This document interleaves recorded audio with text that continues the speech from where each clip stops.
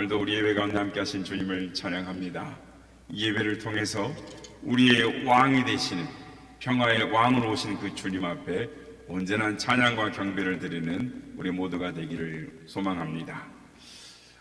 시내에 가보면 벌써 곳곳에서 이 성탄 트리가 점등되어 있는 것을 봅니다. 이 성탄의 계절이 돌아왔습니다. 그래서 서울시청 앞에도 중구청에도 송파구청에도 그리고 또 잠실 타워에도 그 전광판이 전체가 20일부터 성탄 트리가 돼서 자꾸 변합니다. 그거 보신 적 있으십니까? 세상이 벌써 성탄 분위기를 내고 있습니다. 교회보다 성탄 분위기를 앞서가고 있죠. 정말 성탄의 의미를 알고 예수님의 오심을 축하하고 환영한다면 얼마나 좋을까. 온 세상의 왕이신 그 예수님을 환영하고 경배하면 얼마나 좋을까. 그 트리를 보면서 그런 생각을 해보았습니다. 교회력으로는 이번 주는 온 세상의 왕이신 왕 되신 그리스도 이 주를 우리 지키고 있습니다. 그래서 온 세상의 왕이신 예수님을 선포하는 한 주간을 보내고, 그리고 다음 주부터 대강절, 말 그대로 예수님의 오심을 대망하는 시간을, 즉 크리스마스 전 4주를 대강절이라고 합니다.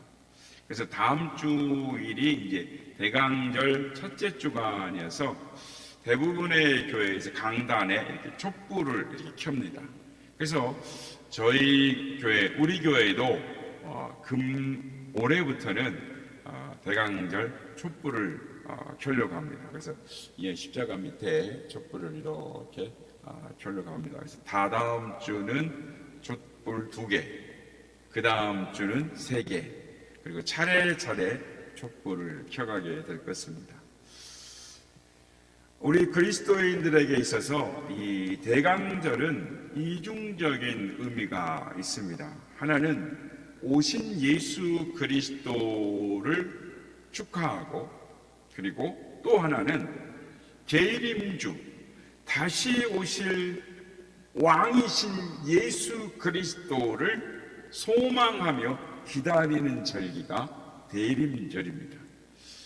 예수님의 말씀 중에 10처녀의 비유가 있습니다. 5처녀는 등과 기름을 준비하고 미련한 처녀는 기름을 준비하지 못했습니다. 한밤중에 신랑이 온다는 소리를 듣고 슬기로운 처녀들은 등불을 들고 신랑을 마중하러 나갔습니다. 그런데 미련한 처녀들은 허둥지둥 기름을 사왔지만 이미 때는 늦었습니다.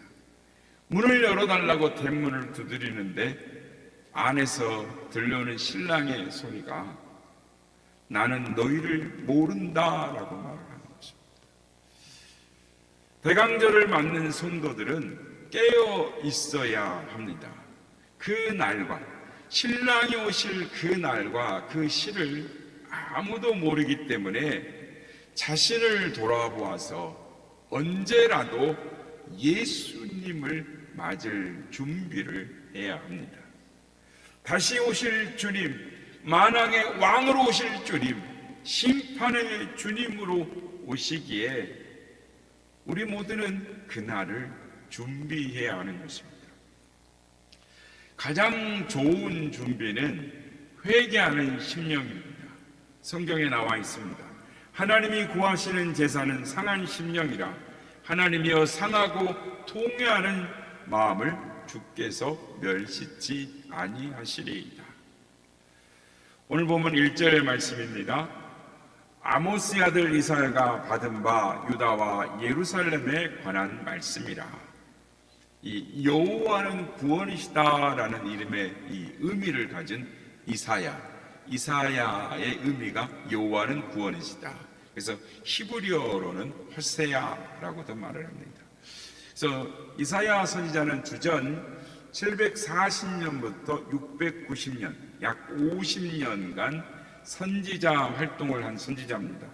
그런데 우상 숭배 때문에 하나님의 심판을 받아 바벨론의 멸망을 받아서 이 암흑의 시대를 살던, 절망과 슬픔에 살던 이 이사야에게 하나님께서 가장 영광스러운 예언을 주셨습니다. 앞으로 메시아가 오셔서 하나님의 말씀이 온 세상에 전파될 때인데, 그때에 전쟁과 분쟁이 그치고 평화로운 시대가 오게 될 것이다. 이 얼마나 영광스러운 비전인지 모릅니다. 오늘 본문 말씀은 크게 두 부분으로 나눠져 있습니다. 1절에서 4절까지는 세상을 구하러 이 땅에 오신 메시아에 대한 예언이고, 그리고 5절은 이 하나님의 말씀을 받은 하나님의 백성들의 모습, 태도인 것이죠. 어떻게 살 것인가. 오늘 보면 2절에서 4절 말씀을 우리 함께 같이 한번 합독하도록 하겠습니다. 시작. 말일에 여호와의 전에 산에 모든 산 꼭대기에 설 것이요 모든 작은 산 위에 뛰어나리니 만방이 그리로 모여들 것이라. 많은 백성이 가며 이르기를 오라 우리가 여호와의 선에 오르며 야곱의 하나님의 전에 이르자. 그가 그의 길을 우리에게 가르치실 것이라. 우리가 그 길로 행하리라 하리니 이는 율법이 시온에서부터 나올 것이요 여호와의 말씀이 예루살렘에서부터 나올 것이라. 그가 열방 사이에 판단하시며 많은 백성을 판결하시리니 무리가 그들의 칼을 쳐서 보습을 만들고 그들의 창을 쳐서 낫을 만들 것이며 이 나라와 저 나라가 다시는 칼을 들고 서로 치지 아니하며 다시는 전쟁을 연습하지 아니하리라. 아멘. 1절에 보면 말이래라고 말합니다. 이 말이래는 예수님이 세상에 오시는 때를 의미합니다. 여호와의 전에 산 시온산은 교회를 의미합니다. 그때 모든 세상 사람들이 그 성산에 가자 올라가면서 주께서 시온에서 가르치심을 베푸시고 말씀을 선포하실 것이니 같이 올라가자라고 말을 한다는 것입니다. 그 결과 주님께서 수많은 분쟁들을 해결하시며 이 세상에 평화로운 세상을 이루게 하실 것이다 라고 예언을 합니다. 그렇습니다. 예수님은 이 세상의 평화의 왕으로 오셨습니다. 금주는 이 세상의 온 세상의 왕이신 그리스도 우리 주님을 선포하고 찬양하는 주간입니다. 미국 뉴욕시의 이 허드슨 강가에 있는 유엔 국제연합본부 건물 앞에 유엔이 하는 일을 상징하는 동상이 세워져 있습니다. 사진 한번 보여주실까요? 네, 허드슨 강가를 비유하고 있는데요. 이 동상은 전쟁 무기를 가지고 이 농기구를 만드는, 그러니까 오늘 말씀처럼 칼을 쳐서 보습을 만드는 인간의 상을 이렇게 보고 만들어 놨습니다. 그래서 세계 평화를 실현하려는 유엔의 목표가 칼을 쳐서 보습을 만들자. 이게 이사야서 2장 4절 말씀. 유엔이 하는 일이 오늘 보면 2장 4절 말씀이 그 토대가 되는 말씀이라 할 수가 있습니다. 이것은 전 세계의 사람들이 바라는 염원입니다. 우리는 평화를 원합니다. 평화를 원하지만 그것이 쉽지가 않습니다. 끊임없는 전쟁과 테러의 위협 속에 세상이 불안해하고 있습니다. 성도 여러분, 어떻게 해야 이 땅에 전쟁이 그치고 평화가 오겠습니까? 오늘 말씀에 그 해답이 있습니다. 먼저 우리가 알아야 할 것은 인간의 힘과 방법으로는 진정한 평화를 이룩할 수 없다라는 것을 알아야 합니다. 인류 역사가 시작된 이래 500명에서 1000명 이상의 사상자를 낸 전쟁이 25만 건이나 된다고 합니다. 그러니까 주전 예수님이 태어나시기 역사학자들이 예수님이 태어나시기 전 1496년, 주전 1496년부터 주 1861년, 즉 3357년 동안 있었던 전쟁을 봤더니 이렇게 많더라는 거죠. 25만 건이나. 그래서 3300년 넘는 그 기간 동안 전쟁이 없었던 그 연수는 고작 227년 뿐이더라는 것입니다. 이러한 전쟁의 와중 속에서 인류가 평화를 실현하기 위해서 숱한 노력을 기울여 왔습니다. 모든 전쟁들이 하나같이 비참했기 때문입니다. 그래서 미국의 심리학자 윌리엄 제임스는 인류 전쟁의 역사는 피의 목욕탕이다라는 표현을 하기도 했습니다. 패자도 승자도 피 없는 전쟁은 없다라는 것입니다. 그래서 인간들은 어떻게 하든지 전쟁을 막기 위해서 부단한 노력을 해왔습니다. 1912년 제네바 회의에서 여러 나라의 세계 대표들이 모여 다시는 이 땅에 전쟁이 없어야 한다라고 하면서 전쟁 영구 종식 선언을 했습니다. 그때가 언제냐면 1912년입니다. 그런데 어이없게도 채 2년이 지나가기 전에 1914년 7월 오스트리아가 세르비아에 전쟁을 선포함으로 세계 1차 대전이 발발했습니다. 그리고 4년에 걸쳐서 군인만 1000만 명이 죽고 2100만 명이 부상을 당했습니다.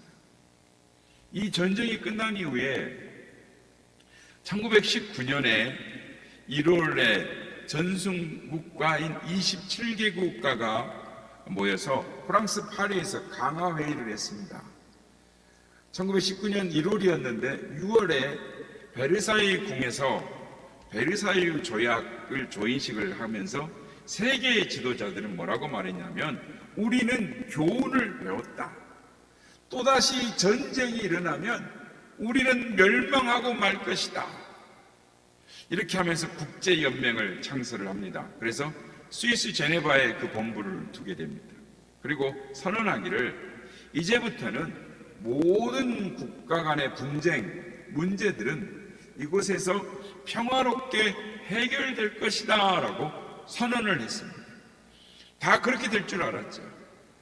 그리고 그 후에 1920년에서 1939년, 그러니까 19년 동안 이 평화의 선언을 근거해서 무려 평화조약이 4568회의 평화조약을 체결했습니다. 이걸 통계로 따져보면 한 달에 2번씩 평화조약을 한 겁니다. 그러니까 보름에 한 번꼴로 평화조약을 또 맺고 회담을 하고 선언을 했다는 거죠. 19년 동안. 우리 전쟁 그만하자. 그러나 이거는 결국 2차 세계대전이 발발로 19년 동안 했던 것이 헛수고가 됩니다. 1939년 제 세계 2차 대전이 일어나기 11달 동안, 그러니까 날짜로 따지면 330일 동안 39년도에 무려 211회의 평화조약이 체결이 됩니다. 그러니까 이거를 통계로 따져보니까 3일에 2번꼴로 평화조약을 맺은 거예요. 3일에. 하루 반 만에 하나씩 맺은 거죠. 그러니까 평화조약 도장을 찍고 또 도장을 찍고, 도장을 찍은 것이 잉크가 채 마르기도 전에 또 찍고 211회나 찍었지만 결국 세계 2차 대전이 발발을 했습니다. 세계 2차 대전이 1939년부터 1945년 있었는데 2차 세계대전 중에 2700만 명이 전사를 했습니다. 군인 숫자입니다. 일반인 숫자가 아니고. 그 후 사람들은 또다시 국제연합 유엔을 창설해서 전쟁을 방지해 보려고 노력을 했지만 역시 역부족이었습니다. 그 후에 우리가 아는 것처럼 우리나라의 6.25 동란, 또 월남전, 중동 1차에서 3차전, 또 이란 이라크전, 소련의 극종 동부권 침공, 쿠바 전쟁, 또 페르시아만 전쟁, 팔레스타인 분쟁, 미국과 이라크 전쟁, 이스라엘과 지금 하마스의 전쟁, 러시아와 우크라이나의 전쟁이 세계 곳곳에서 잦은 분쟁들이 계속되고 있습니다. 이렇듯 인간의 어떤 노력도 전쟁을 그치고 평화가 오게 하지 못한다라는 것입니다. 문명의 발전과 과학의 발전, 전쟁을 막지를 못하는 것입니다. 오히려 갈수록 더 많은 사상자를 내는 무기들이 더해져 가고 있습니다. 다이너마이트에서 원폭으로, 원폭에서 수폭으로, 수소폭탄이 있죠. 미사일에서 우주선으로, 더 나아가서는 레이저 무기로, 이제는 가난한 나라도 상황 무기를 적은 경비로 대량을 생산할 수 있게 됐습니다. 뿐만 아니라 비정규적인 테러는 그 양상이 더 심각해져 가고 있습니다. 인간의 편리를 위해서 만들어진 드론은 이 편리한 배달, 또 개인용 비행 장치, 그리고 농업 방제 같은 것에 사용이 됐는데, 이제는 세계 각국에서 드론을 공격용 무기로, 또 자살 폭탄 무기로 개발하는 데 현안이 되어 있습니다. 한번 유튜브든 있나 보십시오. 중국은 하늘을 뒤덮을 만큼 새까만 드론을 만들어서 그 훈련을 하고 있습니다. 결국 인간의 모든 노력은 평화를 만들 수가 없습니다. 그렇습니다. 여러분, 평화의 왕으로 오신 예수님만이 이 땅의 소망입니다. 성탄 전날 밤에 들에 양을 치던 목자들에게 하늘에서 음성이 들립니다. 지극히 높은 곳에는 하나님께 영광이요, 땅에서는 기뻐하심을 입은 사람들에게 평화로다. 하나님이 기뻐하시는 사람들에게 하나님의 평화가 임합니다. 누구를 통해서 평화가 임합니까? 예수 그리스도를 통해서입니다. 예수님은 이 땅에 평화의 왕으로 오셨습니다. 그분은 하나님의 사랑이 무엇인지를 우리에게 보여주셨습니다. 원수를 미워하지 말고 사랑하라. 너희를 핍박하는 자들을 위하여 기도하라. 예수님은 십자가에서 죄인들을 대신해서 죽으심으로 진정한 화해와 용서의 본을 보여주셨습니다. 칼을 쓰는 자는 칼로 망하리라. 인간의 본성을 변화시키는 것은 예수 그리스도, 예수님의 복음만이 전쟁을 그치는 힘과 능력인 것입니다. 영원한 평화의 열쇠는 우리 하나님이 쥐고 계시는 것입니다. 하나님의 말씀, 그분의 교훈이 시온에서부터 나오고 예루살렘에서부터 나오는 것입니다. 그리고 그 말씀을 들으려고 만국 백성들이 시온으로 몰려드는 것입니다. 말씀을 들은 사람들은 스스로 무기를 버리고 살상 무기를 망치질해서 농기구를 만듭니다. 이제 더 이상 사람들은 전쟁을 연습하지 않습니다. 비로소 세상에 평화가 온다라고 말합니다. 이 평화의 기초는 사람들 간의 합의나 핵무기 감축하자는 약속이 아닙니다. 서로 침략하지 말자는 불가침 조약이 아닙니다. 이 영원한 평화의 기초는 하나님을 아는 지식입니다. 사람들이 하나님의 말씀을 들어서 하나님을 아는 지식이 온 땅에 충만해질 때 비로소 세상에 참 평화가 찾아오리라라는 것입니다. 그래서 우리는 칼을 쳐서 보습을 만들고 창을 쳐서 낫을 만드는 날이 이 땅에 오게 하여 주옵소서 기도해야 하는 것, 간절한 마음으로 기도해야 하는 것. 그럴 때 평화의 꿈이 이루어지는 것입니다. 우리 주님은 이 땅에 평화의 왕으로 오셨습니다. 그래서 주님의 나라가 통치가 이루어지게 하옵소서 우리는 간절히 기도해야 하는 것입니다. 마틴 루터 킹 목사님은 흑인과 백인의 자녀들이 나란히 학교 다니는 것을 꿈을 꿨습니다. 루터 킹 목사님이 활동하던 50년 전만 해도 흑인들에 대한 차별이 심했습니다. 그때 흑인들과 백인들은 타는 차가 달랐습니다. 한 차에 살 수가 없었습니다. 그리고 백인과 흑인 아이가 어울려 놀지를 못했습니다. 그게 반세기 전입니다. 멀리 있는 것도 아닙니다. 그런데 마틴 루터 킹 목사님은 언젠가 흑백의 차별이 없는 그 날이 올 것이다 라는 꿈을 가지고 소망 가운데 노력을 많이 했습니다. 이 꿈은 불가능할 것 같았습니다. 전혀 이루어질 것 같지 않았습니다. 그러나 우리가 역사 속에 아는 것처럼 그 흑백의 차별이 있는 나라에 흑인이 대통령이 됐었지 않습니까? 그것도 대통령 중에 요 근래에 훌륭한 대통령으로 인정을 받고 있습니다. 여러분, 평화의 꿈, 칼을 쳐서 보습을 만들고 창을 쳐서 낫을 만드는 그 평화의 세상에 오는 꿈을 꾸며 간절히 기도하는 우리가 되기를 원합니다. 우리는 평화의 근원이 하나님의 말씀에 있음을 알고 이 말씀을 널리 전하기에 힘써야 하는 것입니다. 오늘 보면 3절 말씀 뒷절 부분에 보면 이렇게 말씀합니다. 3절 말씀 보여주세요. 우리 같이 함께 한번 합독하겠습니다. 시작. 이는 율법이 시온에서부터 나올 것이요 여호와의 말씀이 예루살렘에서부터 나올 것임이니라. 아멘. 평화의 근거를 어디에 두고 있습니까? 하나님의 말씀. 만국 백성들이 하나님의 성전이 있는 시온산으로 몰려오리라. 이사야 선지자는 교회가 세상의 중심에 되어서 온전한 평화가 이루어질 것을 미리 내다보았습니다.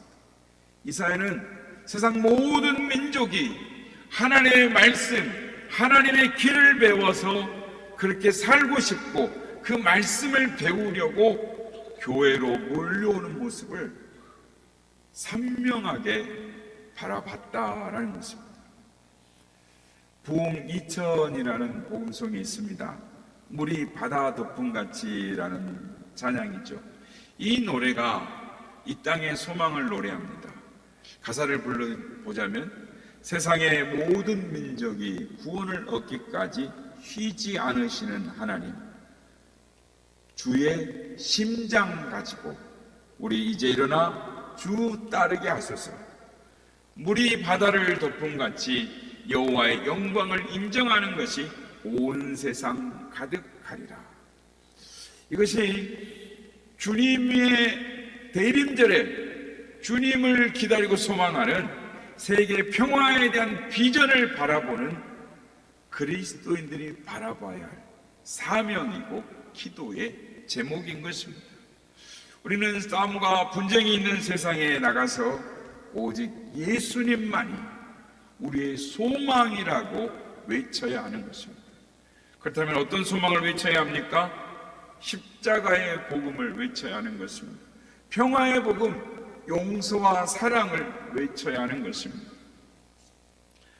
금주 새벽에도 제가 한번 말씀을 나눈 적이 있습니다. 예수님은 십자가상에서 7마디의 말씀을 하셨습니다. 누가복음에 보면 맨 마지막에 하신 말씀을 아버지여 저들을 사하여 주옵소서 자기들이 하는 것을 알지 못합니다 라고 말씀합니다.